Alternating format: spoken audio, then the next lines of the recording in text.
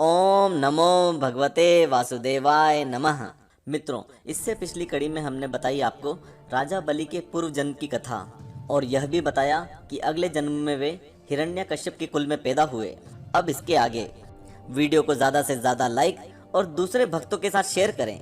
माना जाता है कि आखिरी बार हिरण्यकश्यप के पुत्र प्रहलाद और उनके पुत्र राजा बलि के साथ इंद्र का युद्ध हुआ और देवता हार गए। तब पूरे जम्बूद्वीप पर असुरों का राज हो गया। जब इंद्र दैत्यों के राजा बलि से युद्ध में हार गए, तब हताश और निराश हुए देवता ब्रह्मा जी को साथ लेकर श्री हरि विष्णु की शरण में गए और उनसे अपना स्वर्गलोक वापस पाने की प्रार्थना करने लगे।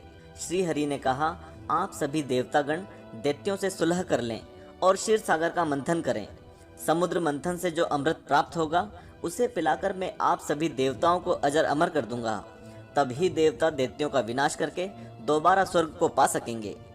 देवताओं के राजा इंद्र दैत्यों के राजा बलि के पास गए और उनके सामने समुद्र मंथन का प्रस्ताव रखा और अमृत की बात बताई। अमृत के लालच में आकर दैत्यों ने देवताओं का साथ देने का वचन दिया। मंदराचल पर्वत को मथानी और वासुकी नाग को रस्सी बनाकर समुद्र मंथन का शुभ कार्य आरंभ हुआ। समुद्र मंथन से पहले तो कौस्तुभ, पारिजात, ऐरावत जैसे रत्न और अंत में अमृत कुंभ निकला, जिसे लेकर धन्वंतरी जी आए। उनके हाथों से अमृत कलश छीनकर दैत्य भागने लगे, लेकिन दैत्यों के बीच कलश को लेकर झगड़ा शुरू हो गया और देवता हताश खड़े थे। श्री विष्णु अति सुंदर नारी का रूप धारण करके देवता और दैत्यों के बीच पहुंच गए और उन्होंने अमृत को समान रूप से बांटने का प्रस्ताव रखा। सभी ने मोहिनी रूपी भगवान की बात मान ली और मोहिनी रूप धारण करके विष्णु ने छल से सारा अमृत देवताओं को पिला दिया, लेकिन इससे दैत्यों में भारी आक्रोश फैल गया।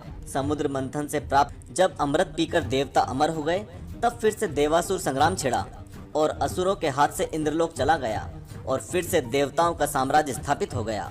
राजा बलि ने देवताओं द्वारा हार जाने के बाद अपनी शक्ति इकट्ठी की और तपस्या के बल पर वह फिर से शक्तिशाली बना। उसने देवताओं से बदला लेने की ठानी। इसके लिए उसने एक बार फिर अश्वमेध यज्ञ किया और इस यज्ञ के चलते उसकी प्रसिद्धि चारों ओर फैलने लगी। अग्निहोत्र सहित उसने 98 यज्ञ संपन्न कराए थे और इस तरह उसके राज्य और शक्ति का विस्तार होता ही जा रहा था। तब उसने इंद्र के राज्य पर चढ़ाई करने की सोची। एक बार फिर देवताओं पर संकट आ गया। बगैर अमृत पीकर भी राजा बलि इतना मायावी बन बैठा था कि उसको मारने की किसी में शक्ति नहीं थी। देवता बलि को नष्ट करने में असमर्थ थे।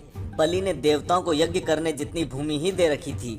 सभी देवता अमर होने के बावजूद उसके खौफ के चलते छिपते रहते थे। तब सभी देवता विष्णु की शरण में गए। विष्णु ने कहा कि बलि भी उनका भक्त है, फिर भी वे कोई युक्ति सोचेंगे।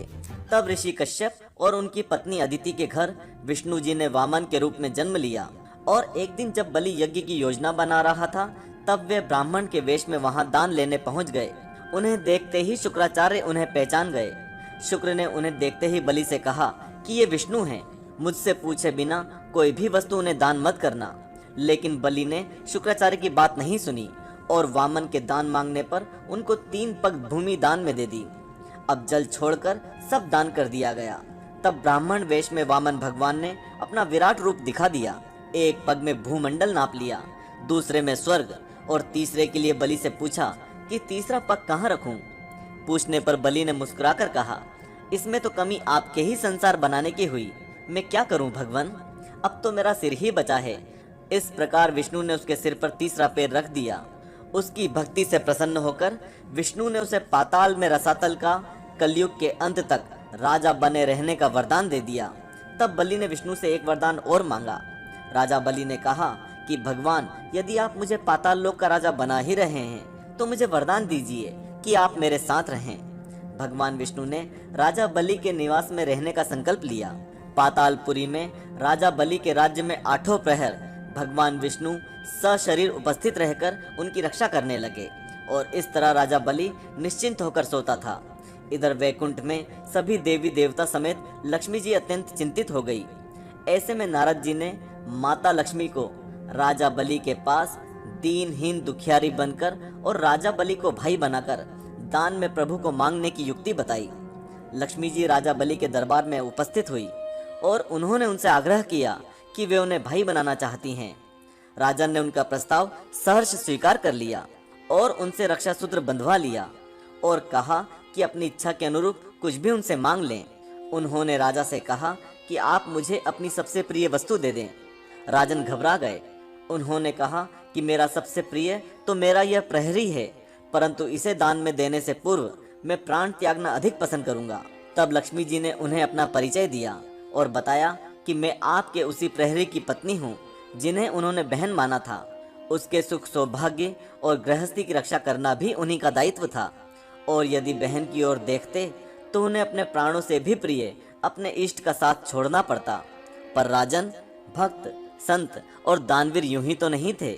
उन्होंने अपने स्वार्थ से ऊपर बहन के सुख को माना और प्रभु को मुक्त कर उनके साथ वैकुंठ जाने की सहमति दे दी। लेकिन इसके साथ ही उन्होंने लक्ष्मी जी से आग्रह किया कि जब बहन बहनोई उनके घर आ ही गए हैं तो कुछ महीने और वहीं ठहर जाएं और उन्हें आतिथ्य का सुअवसर दें। लक्ष्मी जी ने उनका आग्रह मान लिया और श्रावण की पूर्णिमा यानी रक्षाबंधन से कार्तिक मास की त्रयोदशी तिथि यानी कि धनतेरस तक विष्णु और लक्ष्मी जी वहीं पाताल लोक में राजा बलि के यहाँ रहे। धनतेरस के बाद जब प्रभु लौटकर वैकुंठ को गए तो अगले दिन पूरे लोक में दीप पर्व मनाया गया। माना जाता है कि हर एक साल रक्षाबंधन से धनतेरस तक विष्णु जी लक्ष्मी जी के संग राजा बलि के यहाँ रहते हैं, और दीपोत्सव के अन्य कई कारणों के संग एक कारण यह भी है। मित्रों, वीडियो कैसा लगा कमेंट बॉक्स में कमेंट करके बताएं। वीडियो को ज़्यादा से ज़्यादा लाइक और दूसरे भक्तों के साथ शेयर करें। ओम नमो भगवते वासुदेवाय नमः।